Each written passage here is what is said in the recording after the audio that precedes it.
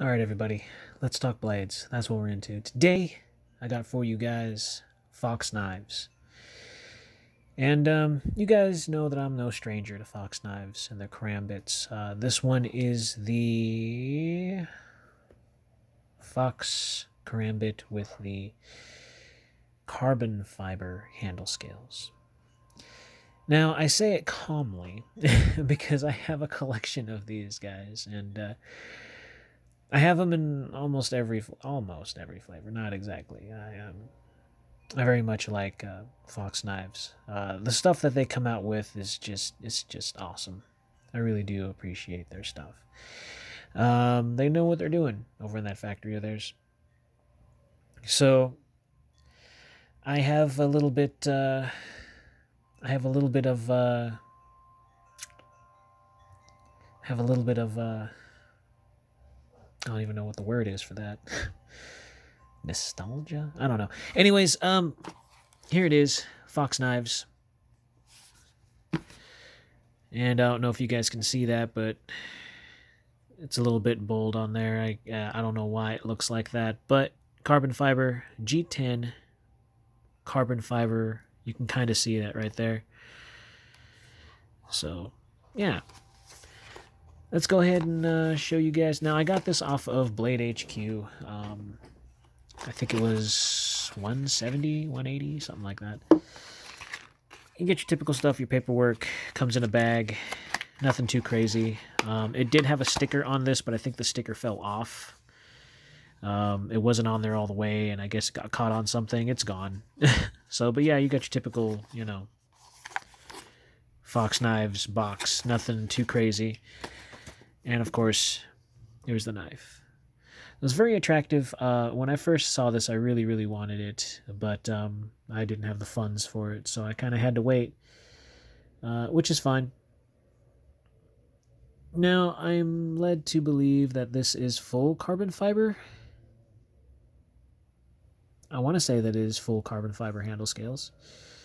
I don't know why they... Someone told me that it's full carbon fiber. Another person said it's kind of like a peel ply thing where it's carbon fiber G10. And then one guy said G10 carbon fiber is the same thing. And it's just a huge, huge argument, but I'm not going to get into that. It's nice and smooth in the hand. It's very, very... It feels lighter. It really does. It feels lighter. Now, I thought I did a review on this. Turns out I didn't.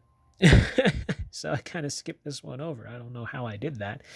But I still have the original box to it, so that's kind of one of the reasons why I knew that I didn't do a review on this. Normally, when I do a review on something and I don't need the box, I just toss the damn thing. So it's kind of why I was like, I need to look through my videos and see if I did a review, and it turns out I didn't. So this is for you guys who have been waiting. I'm so sorry. But yeah, so this is a great knife. I enjoy the karambits that they come out with and that they have. Good stuff.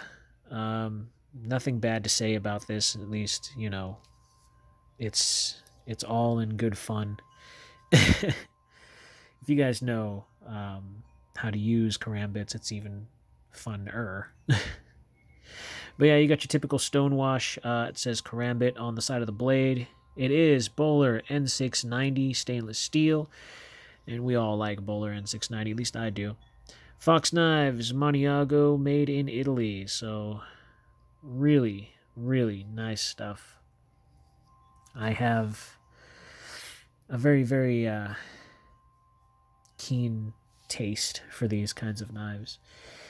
I don't have very many Bastinellis, but I really do want to kind of grow my Bastinelli collection as well. I think there's probably one or two other knives from Bastinelli that I'm trying to get my hands on, but availability is kind of stark, So we'll see how that goes in the later future. But we all know fox knives. So you got your switchable pocket clips. You can switch it to left or right hand carry depending on how you want to carry it. Unfortunately, it is only tip up carry. I don't know if I've ever mentioned that in any of my past videos. Liner lock. A lot of people don't care much for the liner lock, but I think it serves very well. You got proper jimping in all the right places, so you're capable of gripping this knife as such in any way that you want to, whether forward or reverse grip. It feels comfortable either way. And I believe that this grip is intended for those hands that wear gloves, because if you see how I actually grip it, you actually have a lot of room and a lot of reach on the handle. So yeah, and it sports the wave feature on here, so you can wave it out the pocket. That's what that little hook is right here. So when you turn it slightly in your pocket and pull out, it'll catch onto the lip of your pocket and deploy the knife as such, making it useful for your self-defense needs. Now, I'm not saying that these knives are just mainly for self-defense, but that's what they're designed for. They're fighting knives. So you got the little flipper right here on the side. That does help with a little bit of wrist action. You can get that knife open. You also got that teardrop kind of opening right there, so you can actually open that as well in that configuration if you see fit.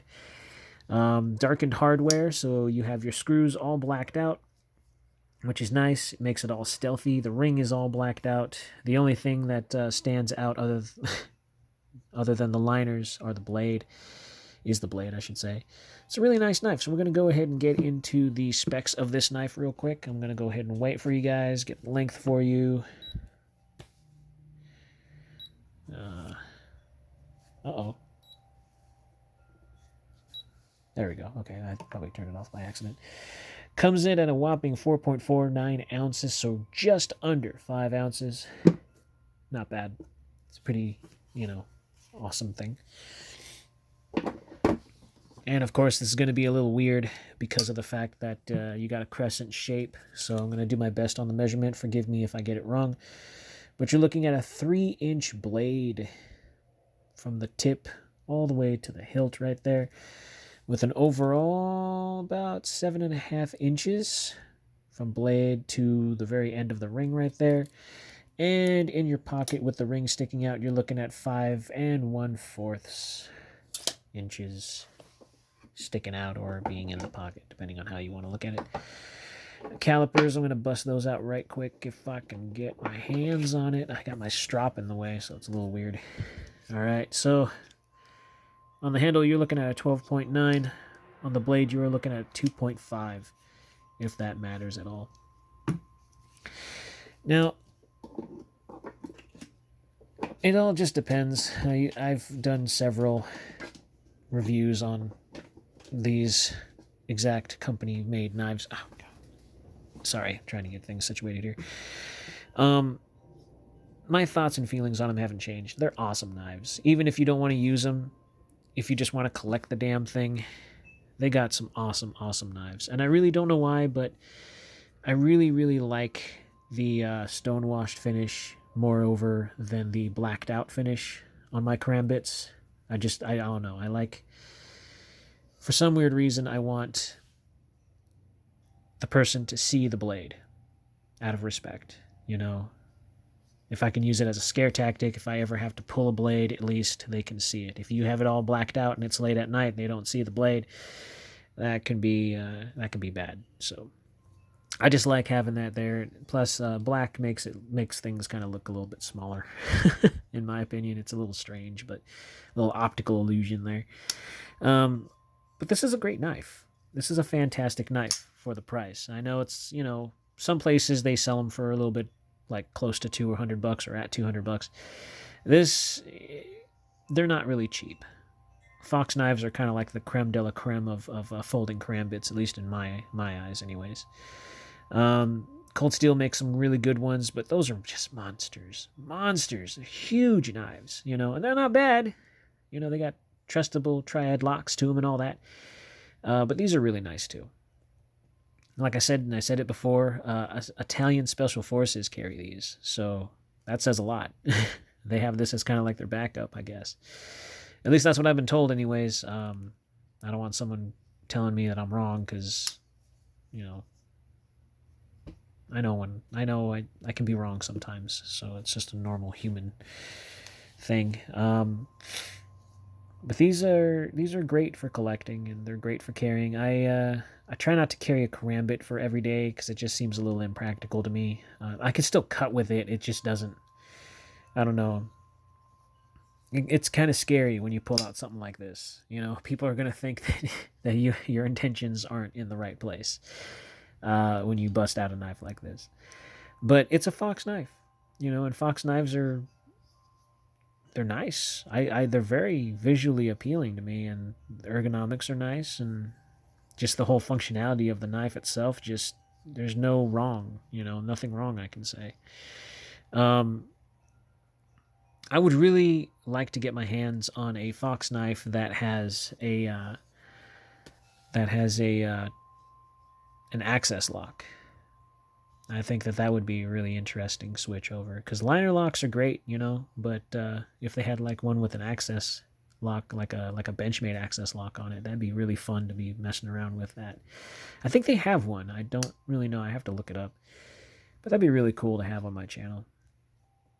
Now this isn't really that grippy. It does have a little bit of slickness to it, but if you like that checkered kind of look, it's pretty nice either way. It has that kind of visual appeal, at least to me anyway. I find it to be lighter than the average. Could be off by a couple of ounces, but I don't know. It just has that. I've been wanting carbon fiber Karambit, and I ended up finally getting one that was in stock, so I snatched it up while I had a chance to do so. And it sucks sometimes, when you see it and you're like, oh no, oh, I think I got this from eBay. Excuse me. I think I tried getting it on Blade HQ, now that I think about it, and they didn't have any in stock, and I kept going back. Found it on eBay, and you guys know eBay kind of gets me nervous when I purchase knives on eBay, because you never know if it could be a fake. Sometimes it is, if you get it from the wrong person. So I think I got one fake Spyderco once, and I got a fake Cold Steel. Can you believe that? They faked Cold Steel. They also fake Benchmades too, so just be on the lookout for that. Just be really careful when you shop on eBay. There's some shady people on that. So that's why I try to go to Blade HQ, or someplace that they sell legit products from legit companies, and not some Chinese place that likes to rip people off, because they do that sometimes. Just be careful out there. So I really do enjoy having one of these in my hand. Unfortunately, I just don't feel comfortable carrying something like this for every day. It just seems a little impractical to me. The tip is nice and pointy. It's like that needle tip. So that's great for piercing, obviously. I think the very first Karambit I ever got was it was a Smith & Wesson something. I can't remember. It was terrible. It had like a camouflage type pattern to it, and it had a really crappy steel. I think it was like 440 or 420 carbon steel. It was just not that great. Didn't hold an edge. I think just carrying it in my pocket, it was just dulling out on me. But Bowler N690 is some good stuff. I enjoy the edge that it tends to keep on a Bowler N690 steel. I don't think I've ever really had a disappointment from that steel ever, really. But just like everything else, you got to maintain it. You got to make sure that everything is nice and sharp, and if there's a little bit of a nick or burr in certain places, you can knock it down and just make it nice and sharp again. So it creates, it's just a good steel. It's just a very good steel. Fox Knives knows how to do it pretty well too. So the only problem is, if you carry this knife, you're going to have that much sticking out of your pocket right there. And that's kind of a lot, that's kind of a lot sticking out the pocket. But you want to make sure that you can get access to the ring, so that way you can deploy it out the pocket and be ready if you're going to use it for its intended design. But this is one of those things, with the wave opener, it makes it really nice and fast, lightning fast when you pull it out the pocket. It's like carrying a little fixed blade in your pocket, basically. You pull out the fixed blade, the blade's already open, ready to go. So having that little hook on there does make a difference for karambits, and I can't really look at folding karambits any differently, because when you pull it out, you got to put your pinky in the hole. If it doesn't have an Emerson wave, and you got to flick it open with enough authority with your pinky, and not everybody's pinkies can do that for a long period of time, and under stress, would you be able to, you know? So you got to think about a lot of stuff when it comes to stuff like that. You want to make sure that you can pull it out confidently and have it ready to go in a moment's notice, especially when it comes to a reverse grip blade. You got to have a little bit of training with it, otherwise you're not going to really get anywhere with it. This stuff is good though. I mean, even if you can watch videos on it and you can do your own little drills at home. I've seen someone practice some karambit drills from Doug Markaida's videos. Walked in on one of my buddies doing that, and I was like, "Hey, you're learning," and he's actually doing really good. He's doing his striking methods really well. He knows how to flail. He can do a lot of stuff on a karambit that he normally wasn't able to do before. So there's a lot that you can learn with a little YouTube teaching, right? But as I say to everybody else, just be careful about what you do, especially you should not train with a live blade unless you really know what you're doing. But even then, you shouldn't train with a live blade. Train with like a plastic trainer, or even one of Fox's trainers, even though it's kind of like buying a whole new karambit, because the price tag's literally the same as buying a real karambit when it's just a trainer. But either way, if you have the money to do it, I suggest you do it. Never train with a live blade, because you never want any accidents to happen to you or whoever that you're training with. Just be careful with these things. These things are not toys. A lot of people, I see so many people do this thing with a flail where they throw it forward, and you're supposed to hold it like this, and then they come back around and they hit their wrist. Boom, right there, and then they cut it right open. Yeah, that's never good. I have a scar on my arm from when that actually happened to me, and the tip went right into my arm.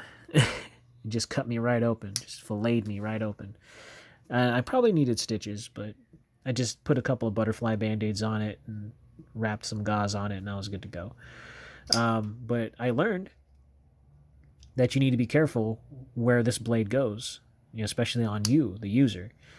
So karambits are no joke. People hurt themselves with karambits a lot, and I see videos of people hurting themselves with butterfly knives and stuff. So anytime that your safety is kind of in a questionable position with a dangerous fighting knife, you always want to be extra careful.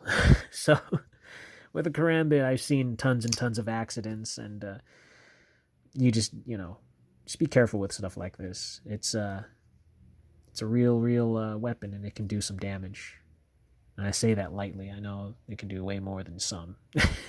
Anyways, I digress. Fox knives, awesome stuff. Really, really like that Hawkbill karambit style blade. Never disappoints. And in any flavor of the types that they have out already is always good to have. If you want something grippy, go with G10. If you want something with durability, go with aluminum. You want something that's got a little bit of style, go with G10. Why not? There's so many flavors, so many kinds. Feed your bladey hunger, people. Anyways, go ahead and slash that like button, stab that subscribe, slice that bell icon. In these craziest of times, everybody, please be kind, be safe, carry responsibly, and I'll see you all awesome people in the next video.